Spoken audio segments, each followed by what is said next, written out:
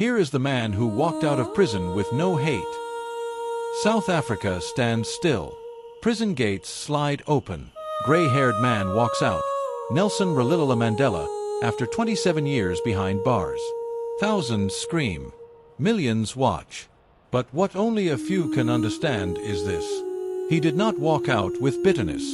He walked out with a mission to heal. This is the beginning of one of the most powerful leadership stories in modern history, and the beginning of lessons that Africa is still struggling to learn. There are 7 incredible lessons, indeed legacies of Nelson Mandela for African leaders today. Pay attention to every one of them, especially number 5, 6, and 7.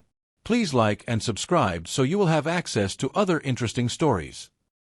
Welcome to Legacy Diaries, inspired by true events across Africa. And on the morning of February 11, 1990, a man walked out of prison, not with bitterness, but with a mission to heal a broken nation. For 27 years he lived behind concrete walls, yet his spirit never disappeared from the world. South Africa held its breath as Nelson Mandela stepped into the sunlight, walking slowly, as if every step carried the weight of a continent. He did not raise his fist in anger. He raised it in promise, a promise to heal and never to hate. South Africa was a cracked mirror. Blacks drowning in injustice, whites drowning in fear. A nation balancing on the edge of a cliff. One spark, and the entire country could burn. Only a rare leader could see a future where both sides lived. Mandela knew the truth. If South Africa chose revenge, tomorrow would burn before sunrise. So he chose negotiation over violence, dialogue over bullets, reason over rage. Many called him weak.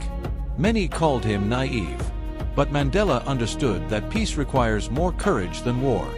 He entered rooms filled with former enemies, sat at tables where his blood had once been discussed like paperwork, and he spoke of unity. That was his power. He believed that power is not what you grab, but what you are willing to let go. In tense negotiation halls, Mandela made compromises that shook his own movement. He extended hands to those who once ordered massacres. He chose peace over pride. And then came the moment that stunned the world, the Rugby World Cup of 1995. A sport loved by white South Africans and hated by blacks. Mandela saw an opportunity.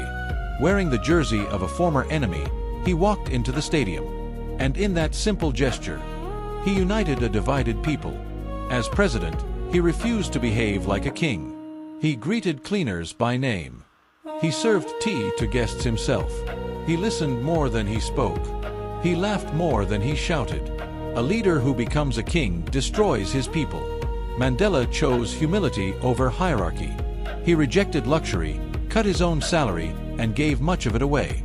A man who steals from the people sleeps with fear.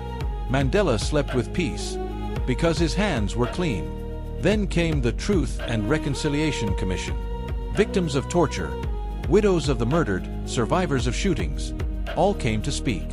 Men who committed atrocities confessed their sins publicly. Women wept as they described sons who never returned home. Mandela sat quietly, tears on his cheeks. Forgiveness was not weakness, it was the weapon he used to stop a river of blood. In a continent where leaders cling to power, Mandela walked away.